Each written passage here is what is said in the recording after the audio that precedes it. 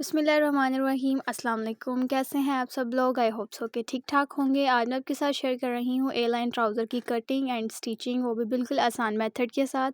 तो उसके लिए सबसे पहले हमारे पास ये तकरीबन 2 गज़ फैब्रिक है ट्राउज़र का, जिसको हमने पहले डबल फ़ोल्ड किया था और उसके बाद 4 फ़ोल्ड करके रख लिया है। और उसको इस तरह से फ़ोल्ड करना है कि हमारे पास ये जो चारों साइड्स हैं उसकी इक्वल आएँ, और इस तरह से रखना है कि जो उसकी ओपन साइड हैं वो दूसरी तरफ होंगी और क्लोज़ साइड्स वो आपकी अपनी तरफ होंगी।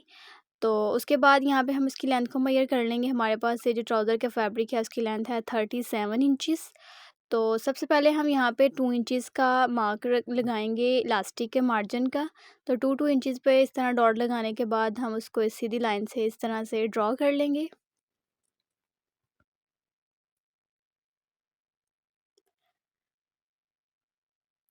ड्रॉ करने के बाद यहाँ जहाँ क्लोज साइड है वहाँ हम 3-3 इंचेस पे निशान लगाएंगे। ये हम ए लाइन शेप के लिए लगा रहे हैं। अगर आपके पास एक्स्ट्रा फैब्रिक यानी कि फैब्रिक की विड्थ ज़्यादा है तो आप 4 इंचेस पे भी लगा सकते हैं।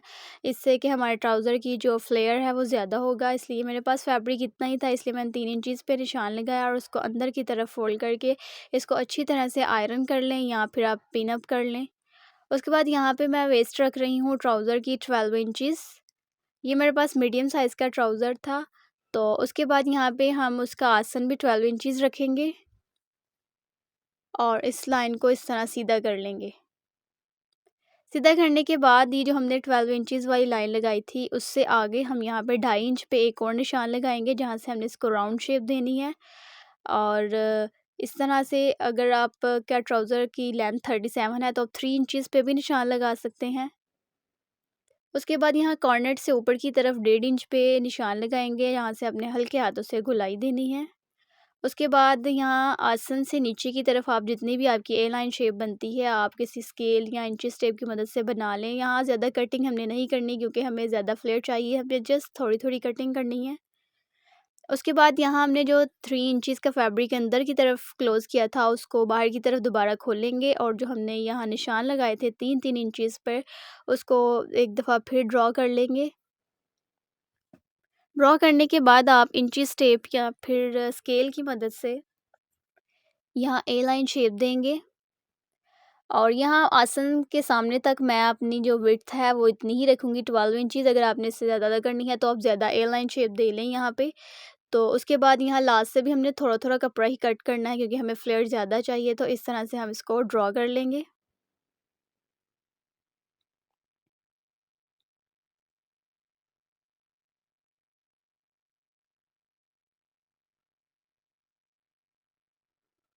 ड्रॉ करने के बाद हमारे पास जो ट्राउज़र की लेंथ हमें यहाँ पे चाहिए वो 34 इंचज़ है, तो हम 34 इंचज़ पे निशान लगा लेंगे क्योंकि हमने 1 इंच एक्स्ट्रा फैब्रिक नीचे ट्राउज़र पे लगाना है।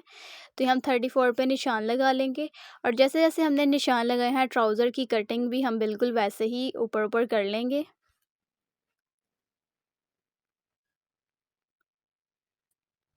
ये हमारे पास ट्राउज़र की कटिंग हो गई। यहाँ से मुझे शेप थोड़ी ठीक नहीं लग रही थी, इसलिए मैंने थोड़ी-सी अंदर की तरफ और कटिंग की है।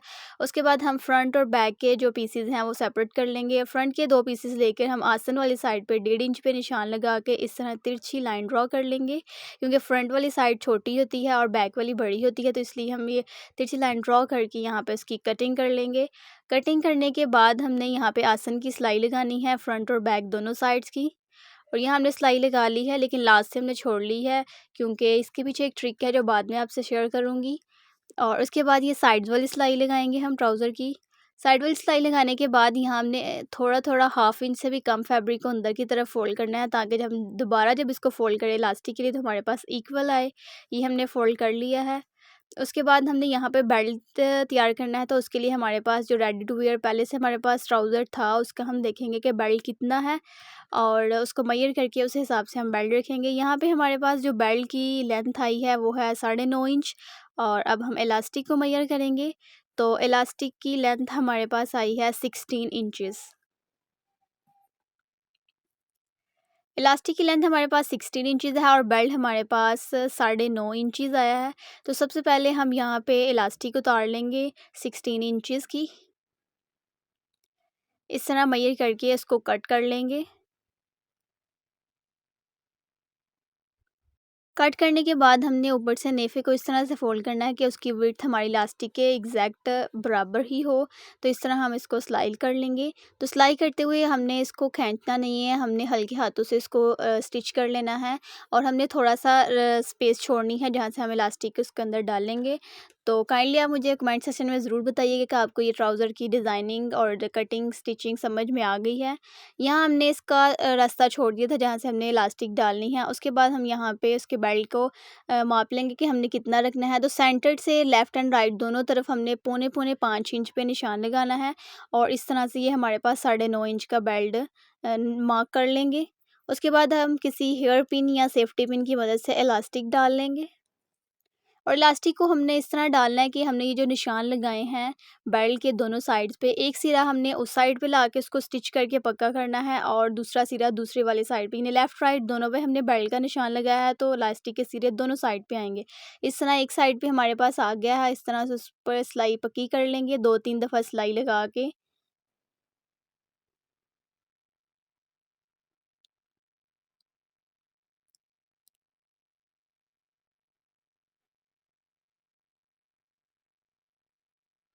और ये हमारी सिलाई इलास्टिक के ऊपर ही आएगी।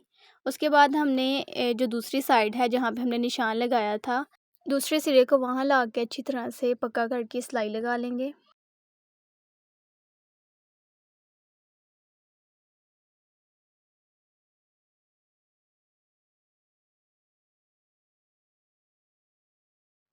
इस तरह पक्का करने के बाद जो हमने स्पेस छोड़ी थी इलास्टिक के लिए, वहाँ पे सिलाई लगा के इसको इलास्टिक की जो चुनट्स हैं उसको इक्वल कर लेंगे। इसको इक्वल इस तरह करना है कि हमारे पास ये जो साइड वाली सिलाई है ट्राउज़र की वो साइड पे ही आए, फ्रंट या बैक पे ना आए, खिंचाव ना हो। तो इस तरह इसको इक्वल करके इलास्टिक के सेंटर में एक सिलाई लगा लेंगे।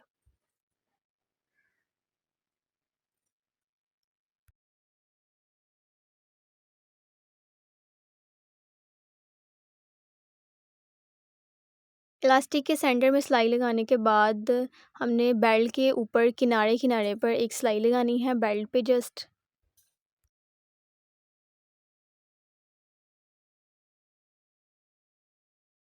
ये हमारे पास बेल्ट रेडी हो गया है इलास्टिक के साथ रेडीमेड टाइप। उसके बाद हमारे पास ये जो ट्राउज़र के पाइंचों पे हमने एक्स्ट्रा फैब्रिक छोड़ा था, वहाँ पे हम हाफ इंच अंदर की तरफ फ़ोल्ड करके इसको अच्छी तरह से आयरन कर लेंगे।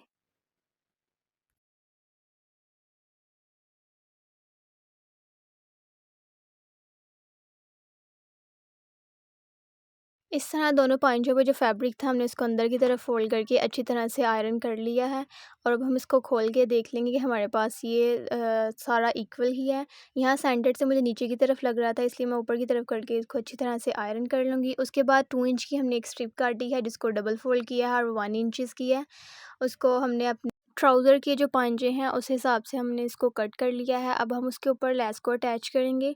लेस को हमने इस तरह से अटैच करना है कि हमारी जो स्ट्रिप है उसकी जो क्लोज़ साइड है उस साइड पे हम लेस को इस तरह से रखेंगे और हमारी जो लेस है ये फैब्रिक के बिल्कुल ऊपर ही आएगी, ये नीचे की तरफ नहीं होगी।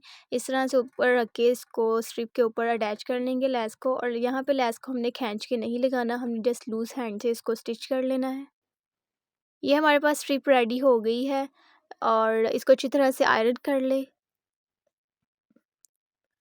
आयरन करने के बाद हमने ट्राउज़र के साथ इसको इस तरह से अटैच करना है कि जो हमने फैब्रिक अंदर की तरफ फ़ोल्ड किया था, वो सिलाई हमने ये जो सिलाई लगाई है लेस वाली उसके एग्जैक्ट ऊपर आएगी और इस तरह हमने इसको रख के किनारे-किनारे पे सिलाई लगा लेनी है।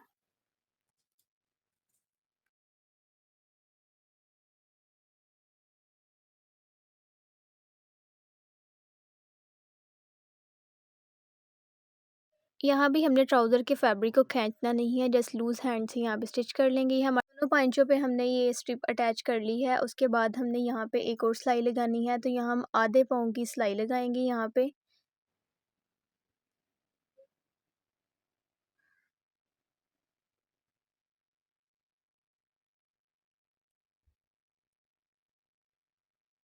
तो ये हमारे पास सिलाई लग गई है। उसके बाद हमारे पास ये पॉंचे दोनों रेडी हो गए हैं। उसके बाद हम सेंटर वाली सिलाई लगा लेंगे दोनों पाँचों की।